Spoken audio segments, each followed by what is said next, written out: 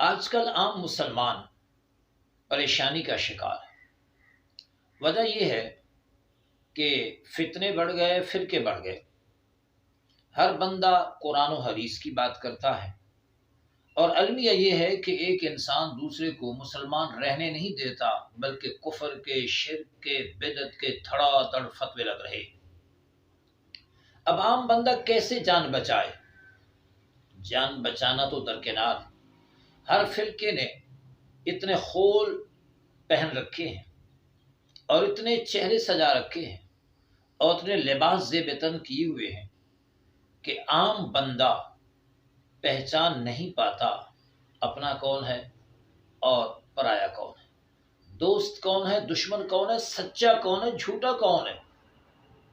اس حالت میں ضرورت اس بات کی ہے کہ ہمیں علامت مل جائے، شناخت مل جائے، آئیڈینٹی مل جائے، پتہ چلے کہ گمراہ کون ہے اور گمراہی کی اصل علامت کیا ہے۔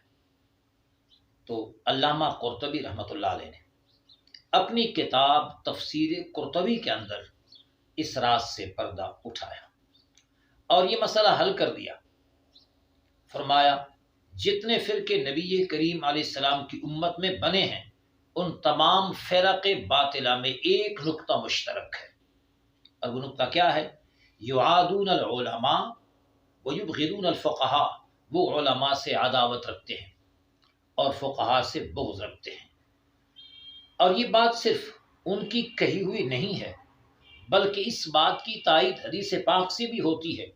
میرے آقا علیہ الصلوۃ والسلام نے ارشاد فرمایا لعن آخر هذه الامة اولها، فرمایا اس امت کے آخری لوگ پہلوں پہ، جو پہلے گزرے ان پہ لعنت کریں گے، ملامت کریں گے، طعن و تشنیع کریں گے، انہیں برا بھلا کہیں گے۔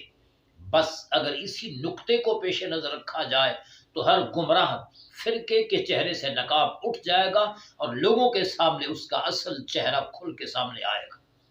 اسلاف پر طعن و تشنیع کرنا، دیکھیے علماء پہ طعن و تشنیع کرنا، ایک فرقہ وہ ہے جو صحابہ پہ طعن و تشنیع کرتا ہے، ایک فرقہ وہ ہے جو اہل بیت پہ طعن و تشنیع کرتا ہے، ایک فرقہ وہ ہے جو علماء پہ، فقہاء پہ، امام اعظم ابو حنیفہ، امام احمد بن حنبل، امام شافعی، امام مالک رحمہ اللہ، جنہوں نے دین کا نچوڑ نکال کے امت کو دیا۔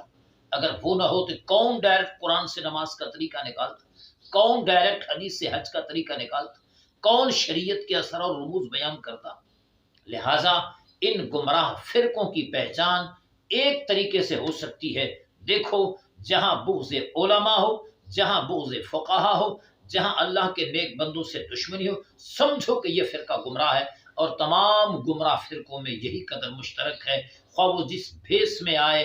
اور اقبال نے غالباً کہا تھا کہ بہر رنگے کے خواہی جامہ می پوش، من اندازے قدترا می شناسم، تو چاہے جس رنگ کا لباس پہن لے، لباس سے مجھے فرق نہیں پڑتا، کیونکہ میں تیرے قد کے انداز کو جانتا ہوں۔